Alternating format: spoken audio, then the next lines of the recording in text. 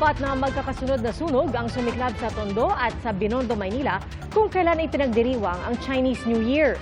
Sa Binondo, nasawi ang dalawang kasambahay na natrap sa nasunog na kondominium.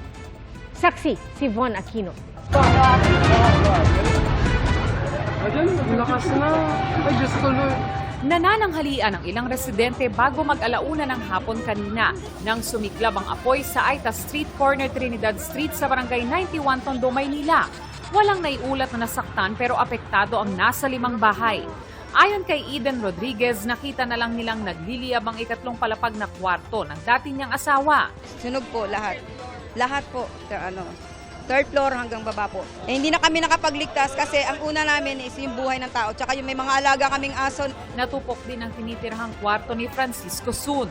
Doon nasawi ang alaga niyang asong si Kim. Nasuffocate siya eh. Hindi na nakalabas ang kwarto. Kasi matanda na to eh. 14 na taon na to eh.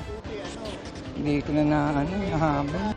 Ayon sa BFP, kinailangang ideklara agad ang ikatlong alarma para makakuha ng tulong sa mga kalapit na syudad. Kasi may kasabay po itong ibang sunog sa Manila, kaya nanghingi rin po tayo ng tulong sa outside ng City of Manila. Idineklara ang fire out bago mag-alas 2 ng hapon. 2 bahay ang nasunog din kanina sa Matang Tubig Arpapa Street, Tondo. 2 pamilya ang naapektuhan. Nagkasunog din sa Ongpin Street, corner Bermuda Street sa Binondo pasado tanghali kanina. Pasado alas 3 naman ang madaling araw kanina matapos ang pagsalubong sa Lunar New Year. Nasunog ang bahagi ng isang kondominium sa Binondo. Nasawi ang 2 kasambahay na nasa ika-35 palapag.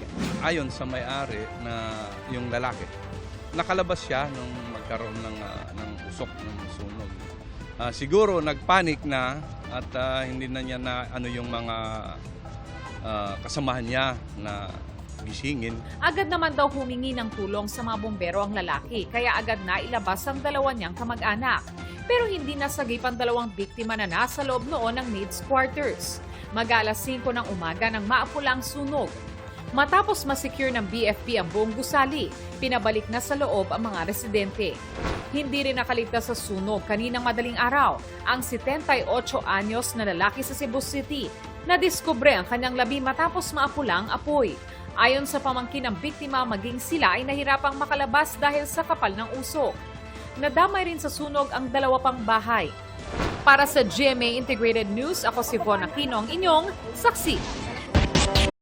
Mga kapuso, maging una sa saksi. Mag-subscribe sa GMA Integrated News sa YouTube para sa iba't ibang balita.